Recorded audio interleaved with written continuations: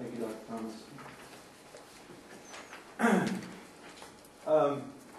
Past year and a half or so, we've been working with our current transportation vendors where we serve all of our students, both the East Valley SELPA, West End SELPA, and also the district students. We have been having some difficulty and challenges with this current vendor, and it's finally reached the point where we've been stuck between a rock and a hard place with the customer service that we want to serve our students and districts and their families with the issues at hand. And it's finally reached the point where now we need to bring it towards the superintendent because we want to share with you some information, some data, and also give you a recommendation as pertains to transportation services. Pretty much the data I'm going to provide you is within the 2010-11 academic year. You'll notice on the left-hand column is everything pertaining to the East Valley. Center column is the West End, and the total of both the East Valley and West End. In the West End, we transport 828 students. That would include students of special needs with the West End SELPA as well as with the district. When you combine the total amount of students for 2010-11, you're looking at 1,139 students. Total trips for the West End is 530 trips. When you combine that with East Valley, you're looking at 710 total trips within the total trips. You have 101 total buses in the West End. Total buses with combined 157 buses, and we're looking at 224.5 average days of attendance. Just to clarify, total trips would encompass a bus picking up a student, maybe another student, taking them to school. That's one trip.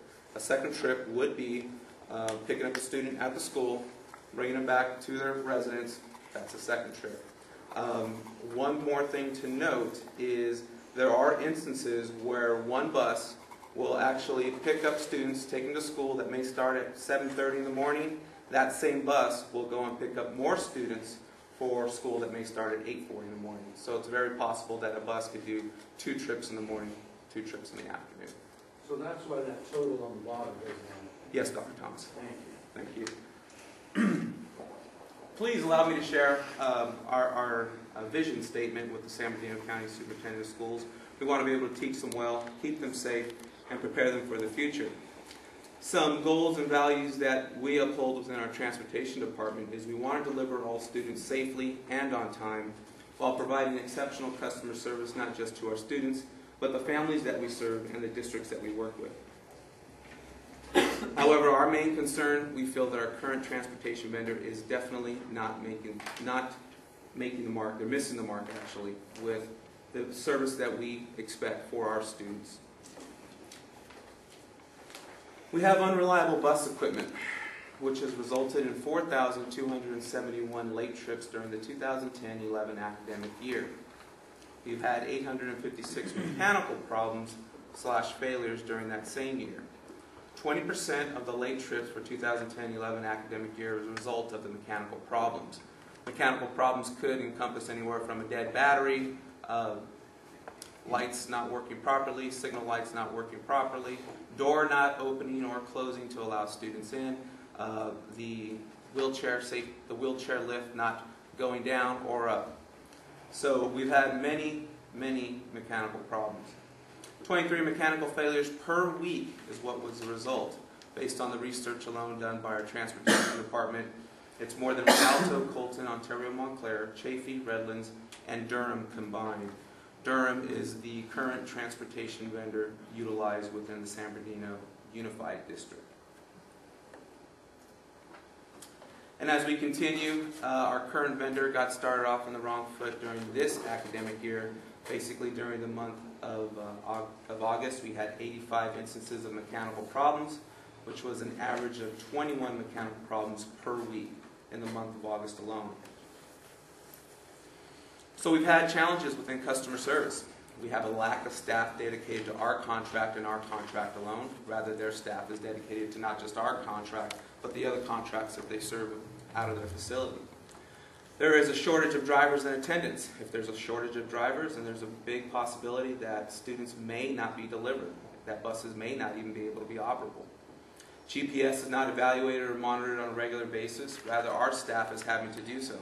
Now, our staff is just not there on the GPS system monitoring the buses. We, as a result, are having to get onto the GPS system and find out why is this bus 20 minutes behind, 30 minutes behind, 10 minutes behind.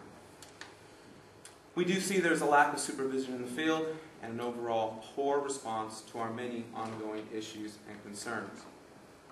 The current vendor is unwilling to take a proactive approach with our many issues, and within the academic year of 2010-11, we've had 105 driver complaints from parents and school staff, where we've actually had to remove 12 drivers who didn't follow any proper policy, safety procedures and whatnot. These were drivers that we did not feel were competent or safely competent in transporting our students. Big example of the increase of workload. The 4,271 late trips has resulted in the following workload to our staff. Basically, each late trip results on an average of 6 calls per bus. We would have to contact almost every parent on that bus, every school site from that bus as well, which has resulted in 25,626 phone calls of late trips. At 3 minutes per call, this equals 76,878 minutes, 1,281 hours for the academic years. 5.7 hours per day on the phone, where my staff is having to react to these many ongoing issues rather than being proactive and trying to serve our students and families. This is a very big one. California Highway Patrol has had terminal inspections, and they've had 2 unsatisfactory inspections during the academic year. If a third unsatisfactory inspection is conducted, we risk the possibility of that facility being shut down, or otherwise known as padlocking, and that is not good. Ralph, when they do the terminal inspection, what are they looking at? The buses themselves, the operations, it encompass everything, or is it just looking at the mechanical condition of the bus itself? They're looking at the overall condition of the buses, the exterior, the interior.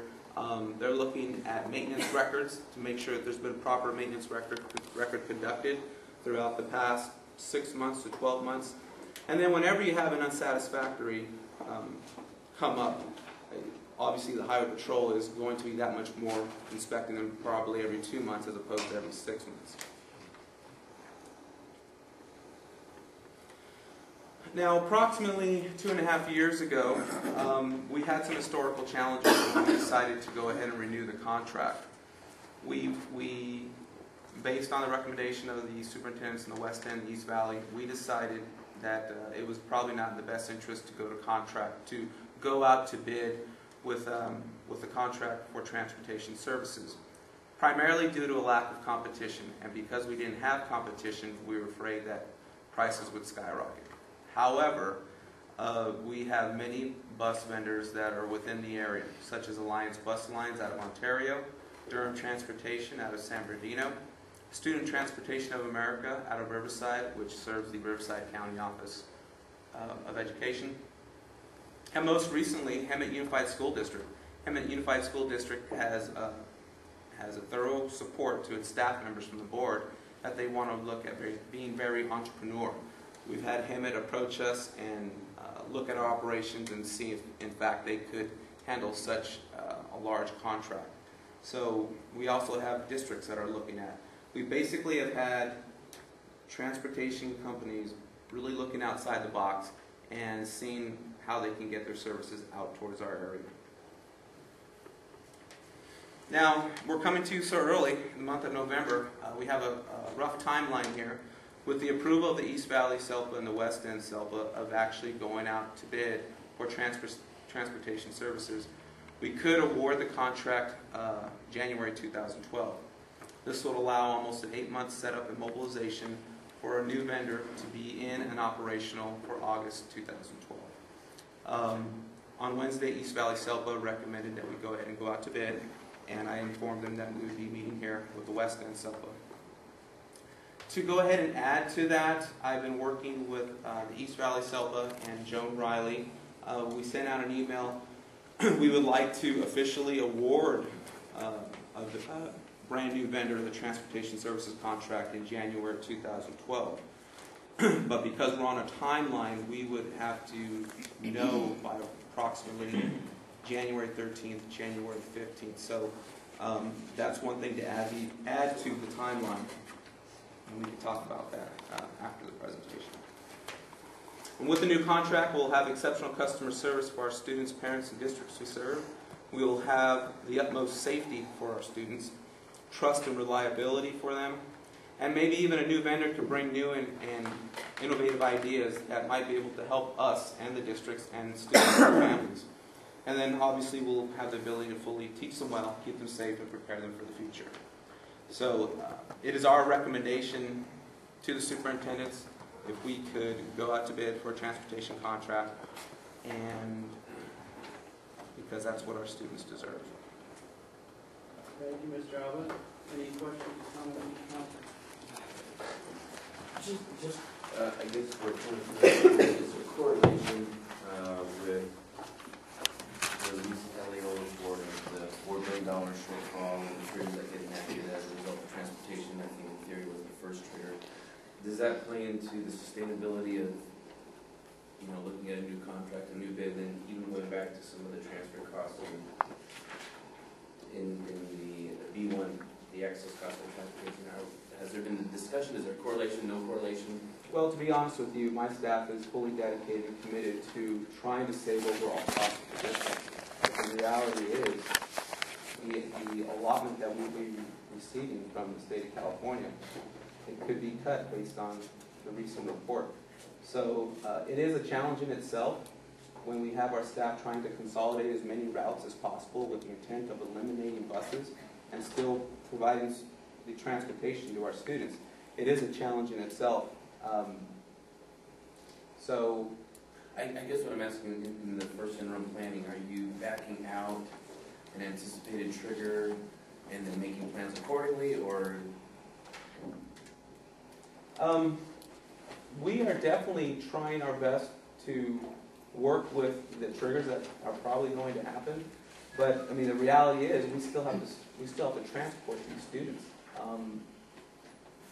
It is a tough situation to handle because I mean the reality is currently every bus that we utilize per month, you're looking at $4,800 per month per bus, and trying to consolidate over 1,000 students throughout the entire county of San Bernardino